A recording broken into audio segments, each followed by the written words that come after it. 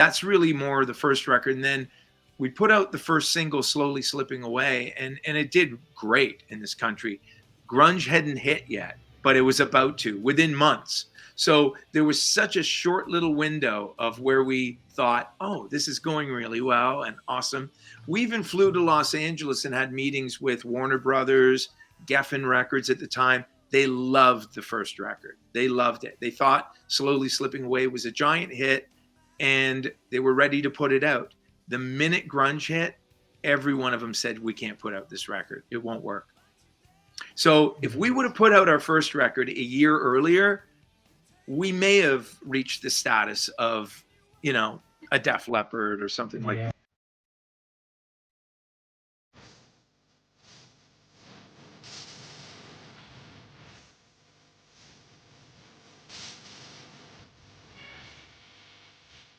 Hello, guys. Here we go again. I am Nati. So we have here another interview with. It'll be pleasure to have here Harry Hess from the band Harry and Scary. So nice to meet you, Harry. Be Thank you. welcome. Okay. So before we start, don't forget to subscribe the channel here, to turn on the notifications. Okay. So let's go. So Leandro, you have the first question. Yes. So, Harry, what are the news about your career right now? How was the plans, the music? Well, right now, we've been going back and forth with regards to figuring out when we're going to do our next record. We've kind of started writing songs, but without a real deadline. Life gets in the way and we just start doing other projects. And when Pete and I are both doing other projects, it makes it very difficult to carve out time to get together. But we're literally starting tomorrow, and so you will be the first people to hear that we're actually starting to work on a new record, and that's going to happen tomorrow. Oh, great. So, before we started talking about your work, we'd like to know how you became a musician, your influences. I've been doing music as long as I can remember. I was taking drum lessons first, then I took guitar lessons. Um, I didn't like taking lessons. I just liked sitting by myself and learning songs that were on the radio or records that I bought. And so it kind of became self-taught. And when you watch me play, you can understand that it's self-taught and nobody ever taught me how to do it right, because I don't do it very well. So, the real musicians in the band are like Pete, and Darren's a great drummer, great singer, and Mike Vassos. They're all technically great musicians. I'm more of a songwriter, singer, and record producer. So I've always loved the technical side of making records. So even when I started writing songs, I was always really interested in recording. And I wasn't even sure when I was around 17 or 18. I had already made a record in a band called Blind Vengeance. I was a singer, and Darren was the drummer. And at that point, I had to make a decision whether I just wanted to produce and write and make records, or if I wanted to be a singer in a band. So I started writing songs just for myself, and then recording them, and ended up getting a record deal, and then put together Harem Scarum when I was 18 or 19 years old. Yes. So, you have a loyal followers in Japan and in Canada. This last one is your homeland, of course. Have you ever pictured in your mind that you were many fans here in Brazil? Why did your band didn't came in Brazil later? Yeah, you know what? It's funny when we released our first record. It's not like it is today, how it's so easy to connect with people around the world and get information about what's happening. So we had no idea, like, if we had any fans outside of Canada. We toured Canada on our first two records, and the only time we left Canada, I think, not even on our first record. I think it was Mood Swings that we left Canada, and we started playing. We did a couple border shows in the USA that were really close to Canada on the borders, but nothing official like going to Europe or Asia or even to you. So it was later on that we learned, when the internet caught on and we were starting to get messages from people, hey, you've got fans here, you've got fans there. And even, the UK, pockets of Europe, we just had no idea. So it was a learning experience for us to find out along the way. And still now we'll have, younger people say, I just found out about you, and we've been doing this now for 30 plus years, close to, over 30 years now. So it's still wild to me how we have fans around the world, but we didn't know about anything that's happening really outside of our own country at that time. And what do you think happened to the band not so succeed, or if something that I can say like this, in the USA? What do you think is the happened? Well, we were signed to Warner Music, but we signed in Canada. So you get a guaranteed release in the country that you're signed in. But what happens is that every other country in the world, all the Warner affiliates around the world, they get to decide whether they want to release our record or not. And so even when we signed a record deal, we knew we were signing an international record deal with Warner, which sounds great, but we didn't understand that every country could deny putting out our record if they didn't want to. We didn't know that. So we just put out our record, and then we found out, it's coming out in Spain, it's coming out in Portugal. That was our first record, and that's it. And so the biggest territories in the world, like USA, all the rest of Europe, all of Asia, nobody put out our first record. So by the time Mood Swings came around, we had 53 countries that released Mood Swings. So that was really our first big record that broke internationally. And that's why a lot of people think Mood Swings was our first record, because they never, they just didn't know how it happened. Mood Swings came out first in Japan. Then, because it did so well, they released the first record again. So it was just whatever happened at the time. But, to answer your question, the musical climate really, really changed in 1991. And then by the time Mood Swings came out, nobody wanted to know anything about a band with long hair that looked the way we did, that sounded the way we did. We were on tour with Foreigner in Canada when they got dropped by their record company. And so we thought to ourselves, Foreigner sold 80 million records. If they're willing to drop them, and we've sold a couple 100,000 records, like, where are we in that whole thing? So it was really an eye-opening experience. And that was our style. That's what we grew up listening to, and that's what we liked. So we made records that sounded like that. Little did we know that would be the kiss of death for us, at radio and just with the record company in general. But, we did so well in Asia, specifically Japan and some territories in Europe, that the record company didn't drop us. And we ended up doing 7 records for Warner on a 7-album deal. So we literally finished our record deal with Warner when everybody else that had long hair and was making hard rock records got dropped from their label. So we were in a very weird, unique situation where nobody gave a shit about what we were doing in Canada or North America in general. But pockets of Europe and specifically Asia, we were selling records and doing really well. So it's a very bizarre career. Yes, pretty cool.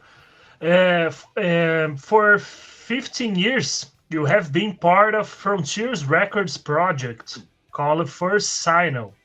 How did this opportunity to work with a label came about, and how did you form the band?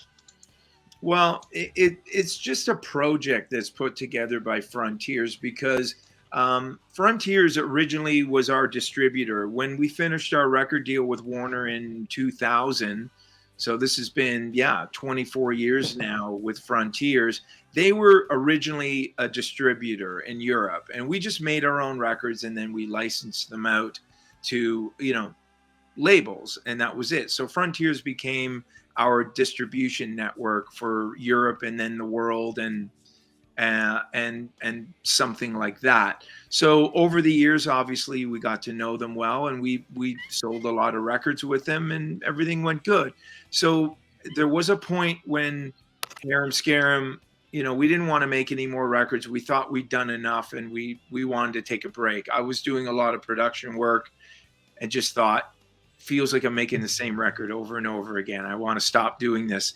And during that time, Frontier said, hey, if you're not making any rock records anymore right now of this style, would you be interested in singing on a project? And I said, yeah, that works for me, because I don't feel like I want to write. I don't feel like I want to produce. I don't want to record, but I'm happy to sit down and sing some songs if I like them, So that's how that happened. So that's been going on for, quite some time now, 14, 15 years. And have possibility to you starting to composing or writing in the next first album release? Well, I mean, as far as First Signal goes, yes. No, I mean, I didn't really want to write songs for First Signal, but on the last one that they sent me, a lot of them were unfinished, and they said, maybe you can finish some of these. Maybe if you don't want to, don't. But they left it with me, and I happen to have time, and I really like all these ideas. And so I thought, I'll get involved with, I think it was 4 or 5 of the songs on the last record that I was co-writing. Oh, yes, for sure. Remember now. Yeah.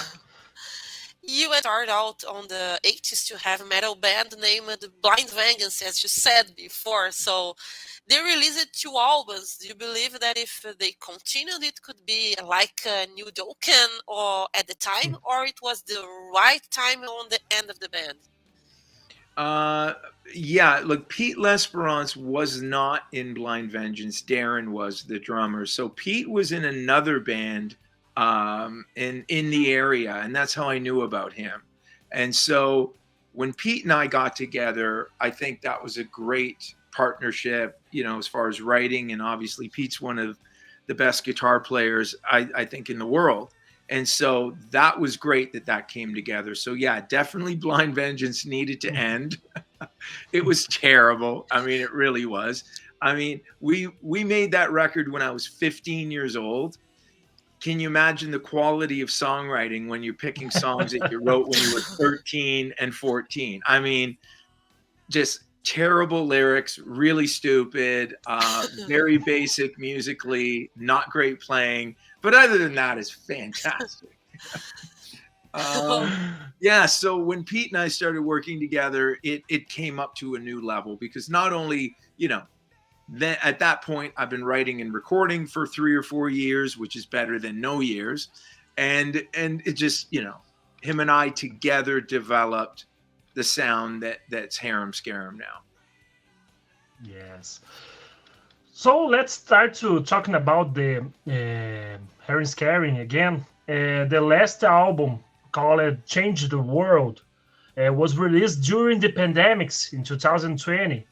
Do you believe the pandemics stopped in the band until this period? Yeah.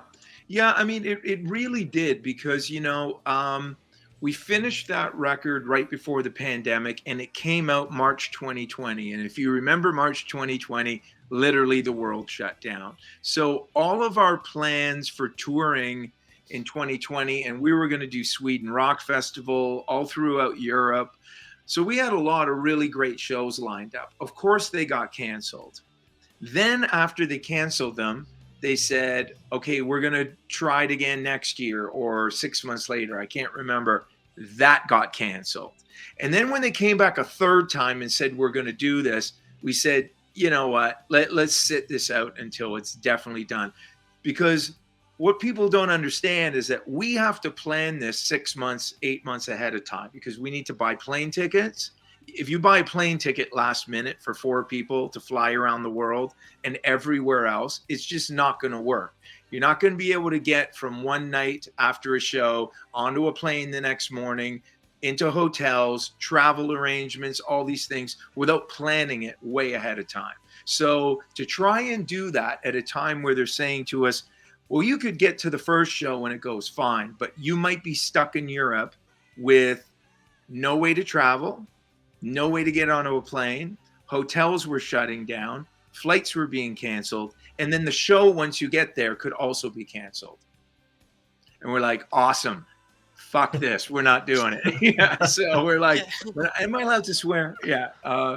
So that's really what it was. So we said, you know what? We've got so many other things going on in our recording lives that we thought this doesn't make sense to try to go out and play live. We've always been very different like that from most bands, is that we've never been a giant touring band just because it's so difficult. We don't do that great in our own country. So all of our touring is about, getting on a plane for people and the traveling and expenses and just even everybody's schedule to coordinate all this. So somebody will call, and it happens all the time, say, hey, do you want to do a show, next April, for instance? That's exactly what's happening right now. And then I have to call everybody and say, what are you doing next April? And they say, well, I'm doing this and this and that. Will it work? I don't know.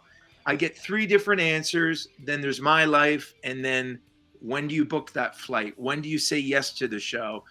And these are the complications when you're not out on the road all the time, able to accept any gig at any time, because it's just so complicated when you have 4 different people doing 4 different things, and none of our schedules really ever line up.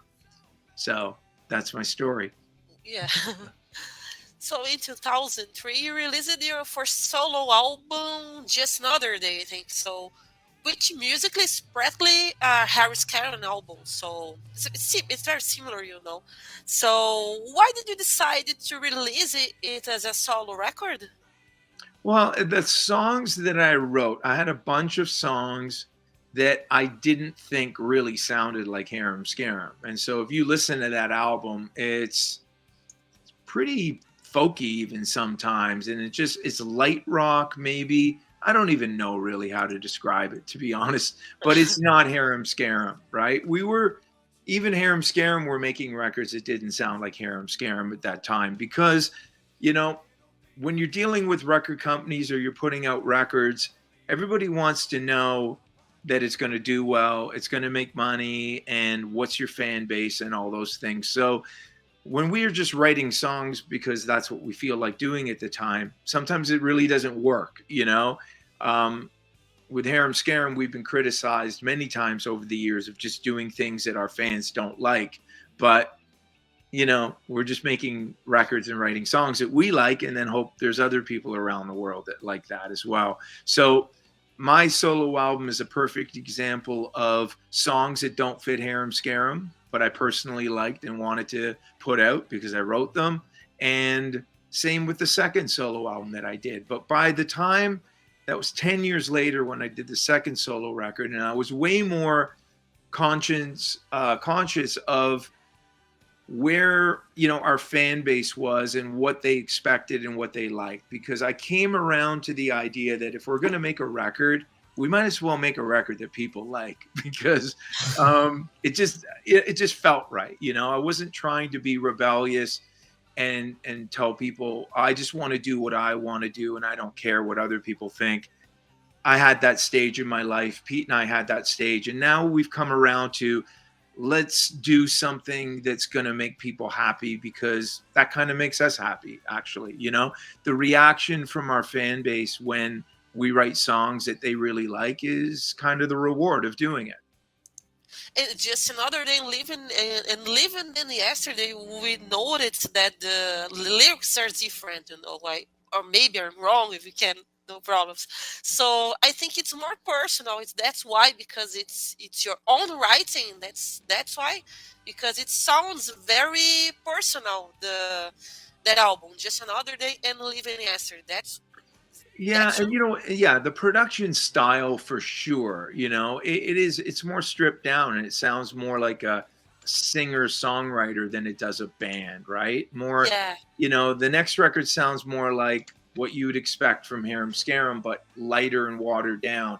Because without Pete's guitar playing, it's not musically interesting the same way Harum Scarum's musically interesting, because I write simple chord structures and simple songs. Um, and when I can put that together with Pete's guitar playing and guitar riffs, that to me is a perfect combination for Harum Scarum, and that I think is our signature sound when the two of us get together and work. Okay, Yes. nice. For many fans, the album Higher is considered the most melodic albums from the 2000s, from the Harum Scarum. Was the intention to return to the sonority of the first albums, as the 2002 album Weight of the World? Yeah, we talk about that a lot, Pete and I, and even now that we're working on songs again, it's very interesting to dissect it, and even sometimes we don't understand it ourselves, but we're the same guys that wrote the first record, and we're also the same guys that wrote Mood Swings, and to your point, Higher. Some of it is so different that you wouldn't even expect they're the same people that are doing this. So I think we've got many sides to us, in the sense that we can sit down and write a very melodic, simple song. And I think when it's dark, when it's in a minor key and it's heavy and the production supports that vibe, it comes across completely different. So there's songs on Way to the World, like the song Way to the World sounds very heavy and dark and it's minor. Then there's If You on that record, which sounds like a up-tempo pop song, very light and fluffy, and sounds like a different band, except for the same people playing it. So we think about that a lot now, more than ever. We never used to think about it. We just thought, and we did this a lot, we'd write 10 songs and record them, and that was the record. Mood Swings did not have more songs on it than you hear, and every record, probably up until a few records ago, there's probably 13 of our records where we just wrote those songs. That's it. Nothing more. Didn't choose from anything else. We're very picky about the ideas that we work on, but we don't write 50 songs and then pick 10. We write 10 songs or 11 and put those on the record, because we've been doing it for so long that we know when we're chasing a bad idea and we just abandon it. So the bad ideas to us never get recorded. So whatever we're left with in the end, I think we like every song and every part. So we record it, and that's the goal. Nice. So the two albums as a rubber were released in Japan with the name Harum Scarum. Was the intention to enter in the 2000 with the new image, or like many bands at the time? Why it's the because I name changed to Harum Scarum to Rubber, or it was intentional or not? Yeah, it was a bad idea is what it was. But the reason behind it was, at that time, we were still signed to Warner Music Canada. Like I said, music in Canada, they did not want to know about Harum Scarum. Funny enough, there was a song called Sunshine on the first Rubber record. They sent it to radio stations and they didn't tell anybody who it was. And all the radio stations came back and said, "We love this. Is this a new band that you have?" Right? This is a great trick, right? And so the radio stations started to tell them, "It's actually Harum Scarum." And they said, "We're not going to play it. We don't play that kind of music anymore." And they said, "Well, you just said you like that music." And they said, "Yeah, but we don't play bands that play that kind of music or associated with that." So in Canada, they said, "You're never going to get anywhere as Harum Scarum. They're not going to play you on the radio. You're just going to be those guys that everybody thinks about with the long hair and blah, blah, blah." So because we look so different at that point, they said, "Why don't we just start all over again? We like your new record. You look completely different. Just change the name." So we said, "Okay." Right? So we do that. Japan hears about this and said, "We don't want to change the name. It's going great here in Japan. We love the new record too. And what are you doing? Like, we've got all the Harum Scarum fans in this country. you know, you don't change the name of a band, like, you know, like, so, and I go, yeah, you're right. So, but none of that happened at the same time. It all happened at different times. We didn't know that Warner in Japan would reject the idea until we already did it in Canada. Because again, we're signed in Canada, put out the records in Canada, then the international companies put out the releases after that. And that's when we found out that they weren't very excited about putting out a rubber record. So Okay. So Yes. I think maybe there is it's a question of some fans here. In I am very so how can I say this? What is the origin of the name Harris Karen? it's actually one of the first Bugs Bunny cartoons ever. Oh, Yeah, nice. yeah. Which, you know, it's just a stupid name that we No, thought was funny when I we were like the name. teenagers. Yeah, when we were teenagers, we thought that's funny. We couldn't come up with a name. We couldn't think of anything. And I think it was Pete that came up with Harem Scarum, and we all went, "Yeah, that sounds cool." We went with it. Yeah. Nice. So here in Brazil sounds different, but we can't pronounce exactly. We say Haren Skaren. It's Scotty, so yes. easy. Okay. It's easier. Yeah, it's easier. It's easier for us to say Haren Skaren. Right. Yeah, absolutely. And in Japan, it was very hard for them to say. So, yeah, we picked a lot of names and even album titles. They would come back to us. We had an album title called Karma Cleansing. And they said, we no, you can't call it Karma Cleansing. So it was called Believe in Japan, but Karma Cleansing here. Oh, Yeah. So it's yes. been the story of our lives that, you know, we get these great bits of information after we do something. Then they tell us, yeah, that's not going to work. Yes, and talking about the karma cleansing, in the rise of the grunge in the middle of the 90s until the end of the 90s, you still releasing the albums like Karma Cleansing, The Big Bang Theory. Yeah. Both have the sonority about the 90s easier. Was there any pressure of the company, the label, to release the album sounding like that or not? You did really release the albums with that sonority? Yeah. It was a bit of both, to be honest. But like, if I'm being fair, we actually liked the heavier elements of grunge. We did. I loved Alice in Chains. I did. I thought it was amazing. You know, I like dark music. I like dark. I like heavy. I like Metallica. I loved Queen though. So, you know, like, so for me personally, Queen and Metallica, you put that together. And for me, that was our Voice of Reason record, our third record. But we didn't have very memorable singy songs on there. So if you're a Harem Scarum fan and you heard our first record, to go to the third record, you'd be like, what happened? Like, what the hell is going on? So, you know, and I would say Big Bang Theory and Karma Cleansing are just a product of the way that we think and the way that we write songs, and that we got bored really easy, and styles changed and we changed, you know, like we just didn't think that we wanted to make a record that we knew no radio station's going to play, no record company's going to get behind.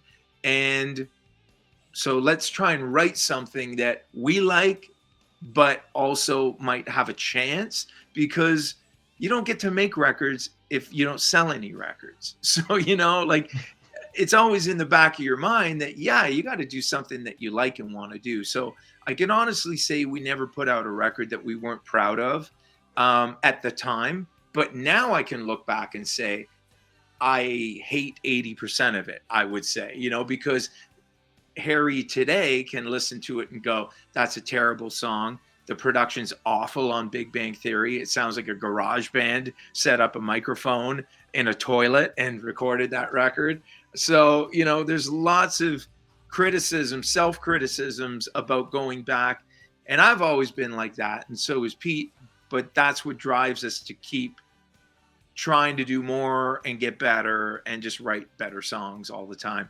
You know, those productions are just more about how they're presented than they are the songs. Because one last comment I'll tell you about that. When we go play live, especially around the higher karma cleansing, around that time, people would say, wow, what did you do on Voice of Reason or Higher or Weight of the World or the first record? They're completely different. But you play them live and you put together a good set list and they go, oh, this all works. And I go, yeah, it does. Because when you have the same guitar sound and you're just playing chords and songs, it's the intent and the production that leads you to think it's something that maybe it's not, you know. But when you're just strumming chords on an acoustic guitar, I can play you songs from Big Bang Theory right back to back with Slowly Slipping Away from the first record, and you would go, yeah, that sounds like Harry and Pete, you know. It's not that different, you know. It's the production that's very different. Okay. So it's about Mike Gion, and I don't know if that's the way that I pronounce his Jeanette. And Jeanette. if you're Oh, French, you okay. would say Jeanette. Yeah. Jeanette, yes, it's in French. So Mike Jeanette left the band after 1995, I think, album, Voice Treason. And why did he decided to leave the band? He really never liked this kind of music at all. He was in the band because he was playing in a local band when we put together Harem Scarum, and it was really me, Pete, and Darren that liked that style of music. I mean, we grew up, you know, like I said, Queen, Def Leppard, Metallica, Van Halen. That was our thing, right?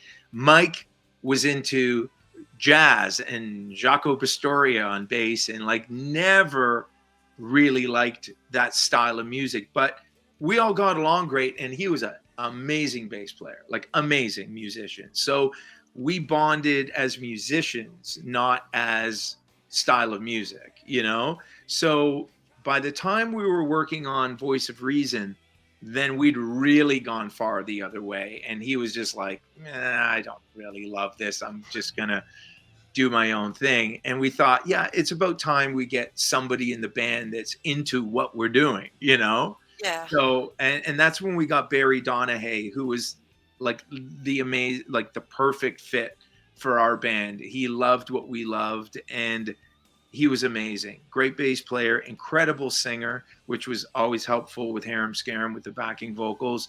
So, yeah, that's what happened there. But you know, Mike's a good guy. We always got along fine, but we always knew we were on opposite sides of the fence when you talk about musical styles. Yes. And talking about the Mood Swings record, it's considered by many fans the best album from Harry Scarum. It's heavier, it's more serious, like we said in the other questions. How was the reception in that time? You already said in the first questions, but can you tell us more about the reception of the album? You know, it was really good at the time, I have to say. And I think people were surprised because they thought they were going to get another version of the first record. And so everybody was pleasantly surprised that musically it went into another direction. I think came up a notch. I think the songwriting was better. It had more of a band sound, where the first album to me was a compilation of good songwriting.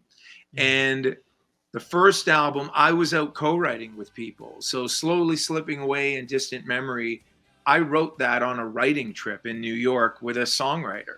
So he's not part of the band. He doesn't know what we're trying to do. There were other co-writes on that record as well. Ray Coburn from Honeymoon Suite, you know, who's a friend and made music that sounded a lot similar to Harem Scarum and Honeymoon Suite. So I think he understood what we're trying to do. But the first album was us just going, what are the best songs? You know, like, let's put them on a record and put it out. And there you go. That was that record. Mood Swings was the first record where Pete and I sat down after a couple of years of working together and were able to write songs that sounded like what I think Harem Scarum sounds like. Yes. So let's talk about Harry Scarron's classic album, their debut. I consider it the precursor of the European melodic rock, which influenced the thousands of bands from Frontiers Records. But you were the ones who started this style, I think. So why this result was intentional with a softened sound, but at the same time with a little hard rock, you know? Um, I don't know. I mean, I think it was just somewhat natural, but I think it was our Yes. influences that, Uh-huh. that all came together. And, the way I sing and the way Pete plays, I think that's our sound. But from a songwriting influence, I would say even during the first record and parts of of Mood Swings, it changed a bit, but I loved Mutt Lang records. Like I love Def Leppard. Like if I were to say what I was trying to do with with a little love, slowly slipping away, I was trying to sound like Def Leppard. That's what I was trying to do. And so I think where that the intersection of rock with, big guitars, big drums, big vocals, but it's melodic and you can sing it. I think we've always liked that. I've always written melodic songs, and just having a cool riff isn't good enough, but a cool riff with a great melody and a good chorus, well, that works. And that's what we've always tried to do. And you said something interesting because when I listen my things, I can see I can picture this in my mind because your voice sounds at the same time is heavier. I think it's a heavier voice like because you said you love bands like Alice in Chains. When I hear your voice, it reminds me something of Alice in Chains, of Soundgarden sometimes. But at the same time, I can see your voices and then the melodic lines, elements from the hard rock. And when I hear the album, I can notice this. That is not an album like something like was forced to go into the 90s. As I don't know if I'm talking if I'm be clear to you, but No, it's I when understand. I see an album like it's something natural. It's a natural album. It's not Yeah. something like oh no, I'm in 90s. I have to do an album like sounds like 90s because some bands like from the 80s and when they go to the 80s, they go to the 90s. They changed too many. They changed a lot, and they lost themselves in the Yeah. sounds. But the, as Harris kind is not something like this. We can hear the songs and listen to the songs. You say no, it's something natural. Is they do the exactly they want to do, So that's fantastic. That's why I like that album from Harris Carey. For me, is one of the best masterpieces from the that time. Well, yeah. Well, thank you, because that was, I mean, again, if you don't have good songs, it doesn't matter. None of it matters, Yeah. really. But like, when it wasn't cool to like, Elton John or Michael Jackson, I would say I love Elton John. I think Yes. Michael Jackson is a great singer and has a lot of hits, like Yeah.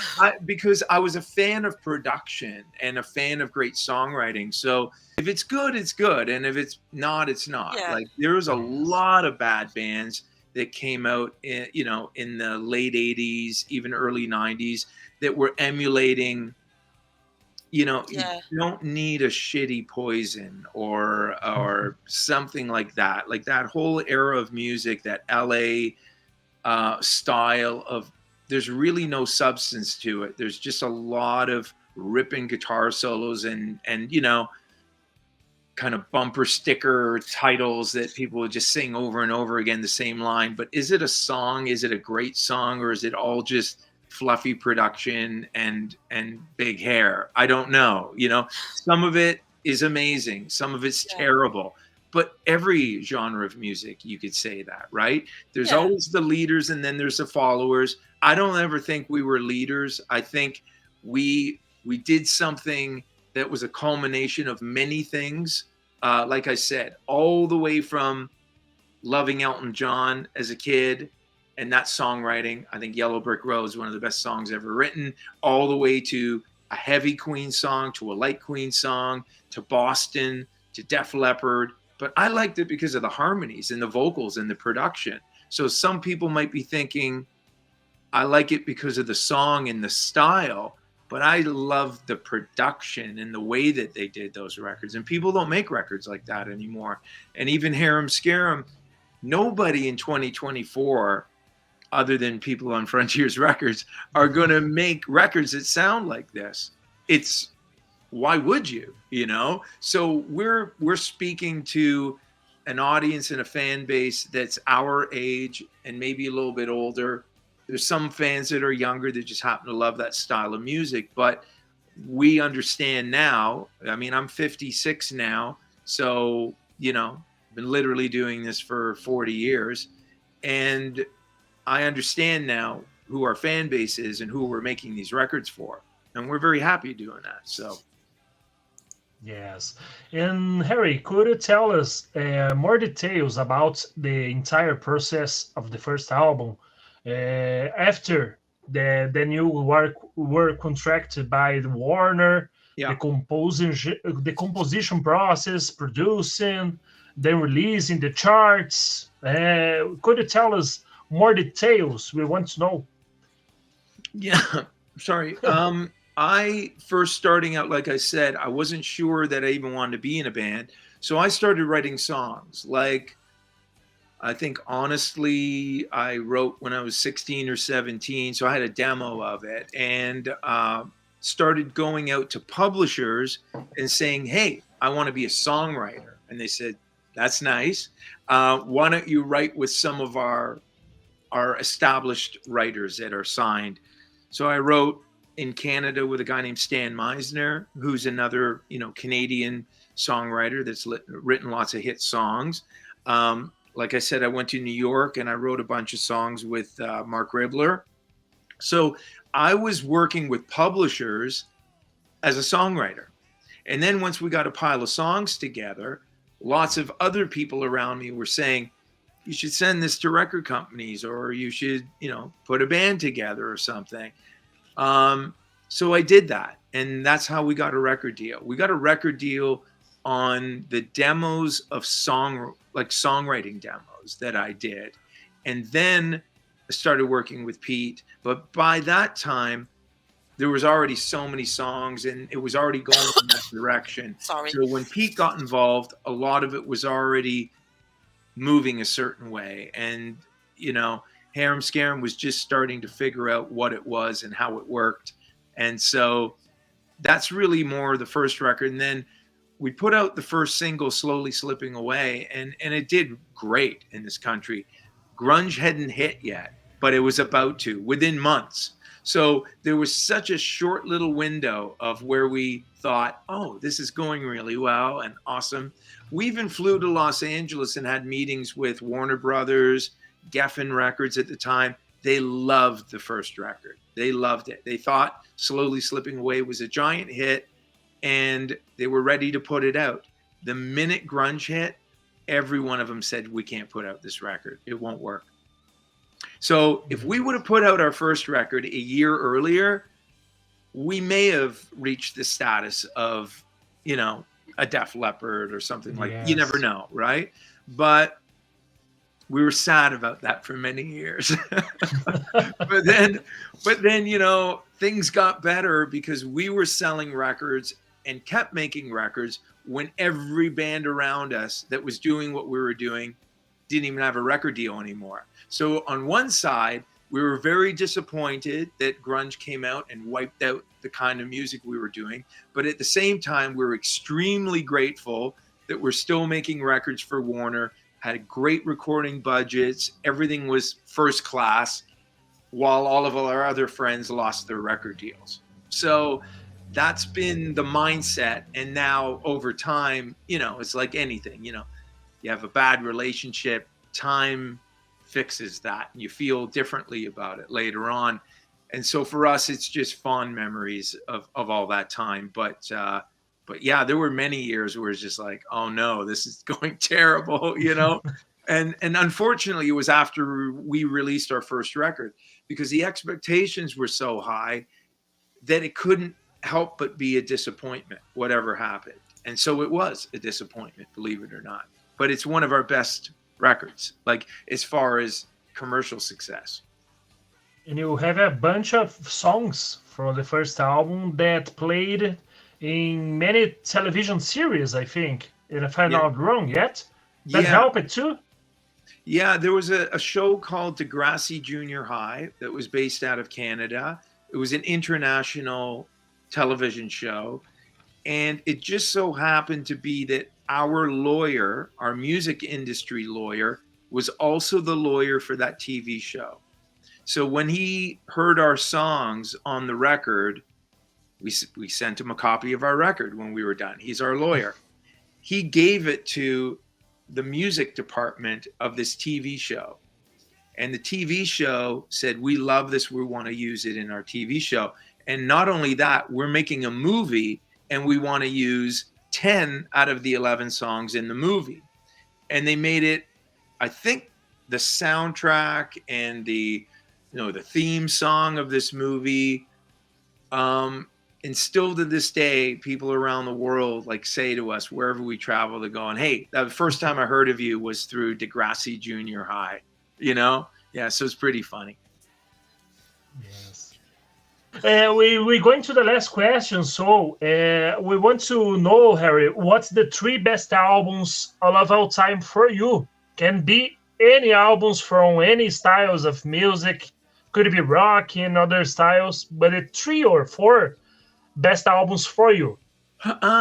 You know what? If I'll stay in the rock genre, because I think my influences growing up, I probably mentioned them, but I would say Queen, Night at the Opera was a huge one for me. Production, songwriting, loved Freddie, loved Brian May, everything about it was genius and very cutting edge. The first Boston album, I think, was a huge one for me too. Def Leppard, Hysteria, Pyromania. I mean, what can you say? Incredible records. What else? I've always been a big Glenn Hughes fan as well, as far as a singer goes.